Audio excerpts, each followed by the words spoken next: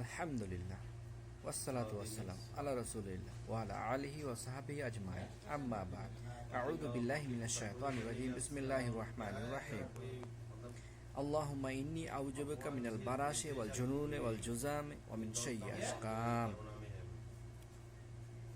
বিসমিল্লাহিল্লাযী লা ইয়াদুররু মা ইসমিহি শাইউন ফিল আরজি ওয়া লা ফিস সামাই ওয়া হুয়াস সামিউল আলীম আউযু বিকালিমাতিল্লাহি তাম্মাতি মিন শাররি মা খালাক আজিবিল বাস রাব্বান নাস ওয়াশফি আনতা শাফি লা শিফাআন ইল্লা শিফাউকা শিফাআন লা ইয়াগাদিরু সাকামান রব্বি ইশরাহ লি সাদরি ওয়া ইয়াসসির লি আমরি ওয়াহলুল উকদাতাম মিন লিসানি ইয়াফকাহু কওলি রব্বি জিদনি ইলমা সুবহানাকা ইলমা লানা ইল্লা মা 'আল্লামতানা ইন্নাকা আনতাল আলিমুল হাকীম।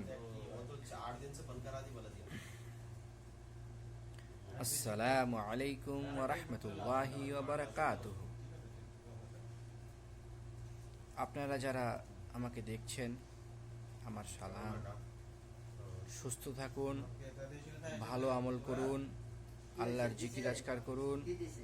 আলহামদুলিল্লাহ। আর যারা অসুস্থ বোধ করছেন তার জন্য আমি দোয়া বললাম, আপদ বিপদ বালা মুসিবতের জন্য দোয়া বললাম। সাথে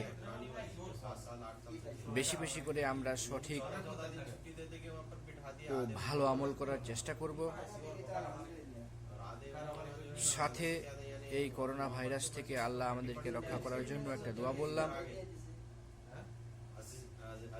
শুধু তো আর কি দোয়া বললে তো আর হয় না, সাথে আমাদের সঠিক আমল, ইমানদার মুমিন হয়ে চলার চেষ্টা করতে হবে।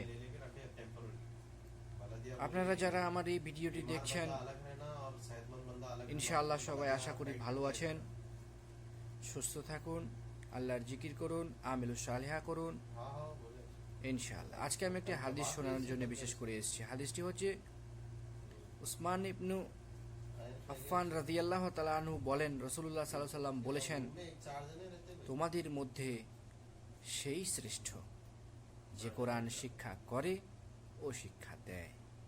সহিহ বুখারী ৬ষ্ঠ খণ্ড, কোরআনের ফজিলত অধ্যায়, হাদিস সংখ্যা 5027।